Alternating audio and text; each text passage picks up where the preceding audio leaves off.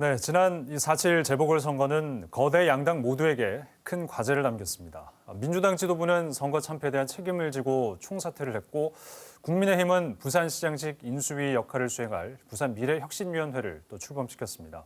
이번 선거의 의미 그리고 앞으로의 과제에 대해서 변성환 전 부산시장 권한대행과 박성훈 전 부시장 모시고 얘기 나눠보겠습니다. 두 분 어서 오십시오. 네, 반갑습니다. 네, 저희 선거가 끝났기 때문에 그 앞선 직함으로 저희가 소개를 해드렸는데 괜찮으신 거죠? 네. 예. 아니, 먼저 선거 결과 어떻게 좀 받아들이셨는지 두 분의 해석을 좀 듣고 싶습니다. 먼저 변성환 전 권한대행께서 얘기해 주시죠.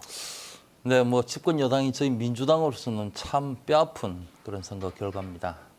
민심을 제대로 읽지 못했던 그런 결과라고 보고요. 네. 많은 반성이 필요하다고 봅니다. 민주주의 국가에서 국민들이 선거를 통한 선택은 항상 옳은 겁니다. 그런 점에서는 그 결과에 대해서 우리 집권 여당인 민주당이 더 철저히 반성을 하고 하는 네. 계기가 되었으면 하고요. 앞으로 이제 내년에 이어지죠. 대선도 이제 곧 이어지고 지방선거도 불과 1년 있으면 또 다시 이루어지는 그런 과정에 있어서 예방주사를 저희들이 철저히 맞았다고 생각을 합니다. 민주당 네. 입장에서는. 그래서 아픈 주사를 꼭 맞아야지 거기에 대해서 반성도 하고 더 나은 걸로 갈 수 있다고 생각을 하고요. 네. 네. 반성과 또 미래를 위한 예방접종의 계기다라고 그렇게 얘기해 생각합니다. 주셨고요. 예. 우리 박성훈 전 부시장께서는 어떻게 이번 선거 결과 받아들이십니까? 네. 예. 아마 부산 시민 여러분들께서 1년 전과 정반대의 선택을 하셨죠. 그러니까 처음부터 끝까지 정권 심판의 보궐선거였습니다. 네. 많은 분들이 아시는 것처럼 과거에 그 조국 사태로부터 윤미향 그리고 김상조 청와대 정책실장의 전세금 논란에 이르기까지 유세 현장에서 가장 많이 들었던 단어가 위선과 내로남불이었습니다. 예. 거기에 더해서 추미애 법무부 장관의 오만과 독선 그리고 LH 사태를 거치면서 터져나온 공정이라고 하는 가치에 대한 훼손 거기에 대해 아마 부동산 정책의 실패와 코로나 백신 늑장 공급에 대한 정부의 무능까지 여러 가지 요인들이 켜켜이 쌓이면서 아마 정부 여당의 참패로 선거가 결과가 나오지 않았나 그렇게 생각을 하고요. 네.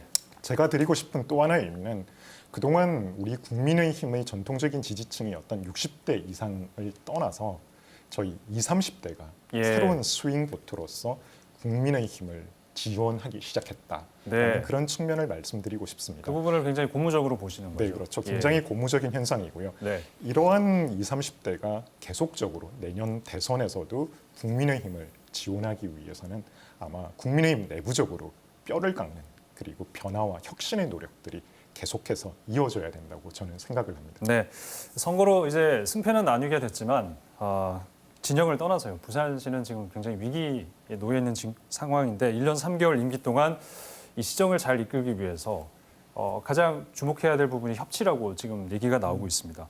두 분 다 이제 행정 경험이 있으시니까 박형준 시장이 어떤 쪽의 협치를 좀 잘 해야 되는지 구체적으로 좀 예를 들어서 설명을 좀 해주시죠. 먼저 박성훈 전 부시장께서 네. 얘기해 주시죠. 사실 이번 선거가 정권 심판의 성격이었다면 또 다른 메시지는 협치를 하라는 그런 메시지를 시민 여러분께서 보내셨다라고 생각을 합니다. 네. 현재 부산시 의회 구성을 보더라도 전체 47분의 시의회 의원들 중에서 국민의힘은 6분에 불과하고 네. 39분이 지금 민주당 그렇죠. 여당 소속이죠. 이런 구도하에서는 정책 형성과 정책 집행에 있어서 탄력을 받을 수가 없습니다. 동력이 없는 상황이고요.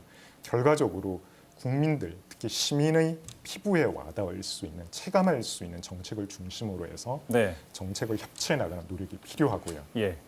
그러기 위해서는 박형준 시정에서도 여야가 갈등을 일으킬 수 있는 어젠다에 집중하기보다는 예. 여야가 같이 공감할 수 있는 네. 그런 정책에 같이 힘을 모으는 그런 노력이 필요하다고 생각을 합니다. 알겠습니다.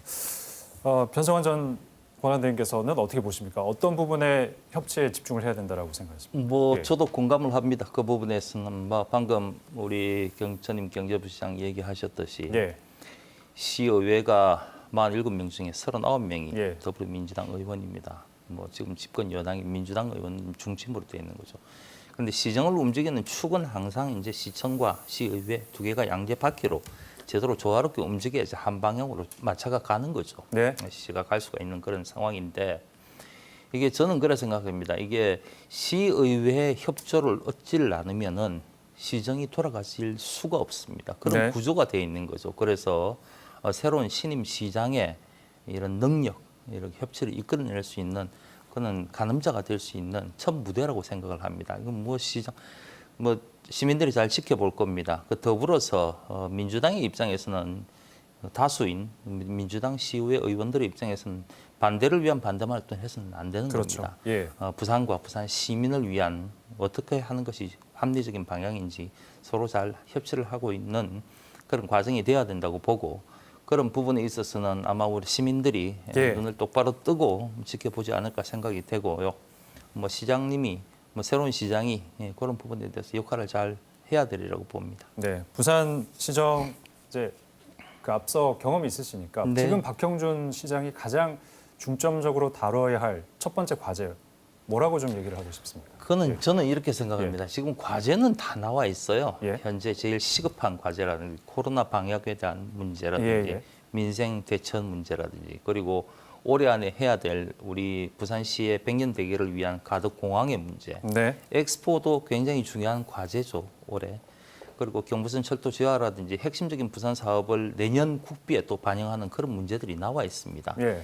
이런 과제들은 이미 다 노출이 되어 있는 상태입니다. 그거를 얼마나 잘 실천을 할 수 있느냐, 그것이 제일 핵심적인 일이라고 보고요. 예. 지금 이제 선거 과정에서 잘 아시겠지만 많은 공약들을 얘기를 했지만 실질적으로 1년 안에서 할 수 있는 공약들이라는 게 별로 없어요. 네. 뭐 그게 객관적인 사실입니다. 그래서 물론 미래를 위한 비전을 설계하고 하는 것도 굉장히 중요하다고 생각을 합니다. 그런데 1년 안에 할 수 있는 것을 제대로 못하면은 그거는 부산시를 방임하고 방치를 한다는 생각이 들거든요. 네. 그렇기 때문에 어쨌든 간에 지금 현재 문재인 정부의 힘을 이끌어내어서 1년 안에 할 수 있는 이런 시급한 과제들을 하나하나 이루어 나가는 것이 제일 중요하다고 저는 생각을 합니다. 그 짧은 임기이기 때문에 기존의 부산시가 나아가야 될 방향, 이미 주어진 과제에 대해서 좀 집중하는 게 지금 효율적이다라고 얘기를 네. 해주셨는데 또 근데 뭐 재선 분명히 생각을 있으실 거고 본인의 네. 비전을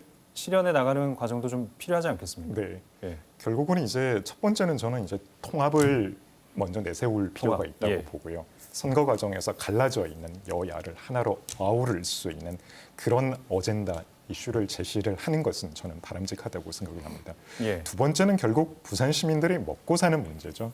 민생, 시민들이 피부에 체감할 수 있는 그런 정책들을 얹을 필요가 있다고 봅니다. 예. 코로나로 인해서 힘들어하는 소상공인, 영세 자영업자들을 위한 대책들을 촘촘하고 꼼꼼하게 준비해서 시민들이 이제 우리 박형준 시정이 이렇게 달라졌구나라고 느낄 수 있는 그런 정책들에 집중할 필요가 있습니다. 알겠습니다. 이미 네. 공약들과 또 여러 가지 대책들은 나와 있는 상황이거든요. 네. 그중에 경중, 완급을 잘 구분을 해서 단기간에 할 수 있는 사업들과 장기 그리고 중장기적으로 추진해야 되는 과제들을 잘 구분할 필요가 있다고 저는 봅니다. 네, 1년 3개월 앞으로 열심히 달려가야 될 박형준 시정인데 선거 기간 동안 두 분도 많은 또 수고를 해주셨습니다. 특히 저희 방송국에 자주 와주셨는데 앞으로 두 분은 어떤 또 미래를 계획하고 계신지 듣고 싶거든요. 먼저 박사건 전 부시장께서 얘기를 좀 해주시죠. 네. 예.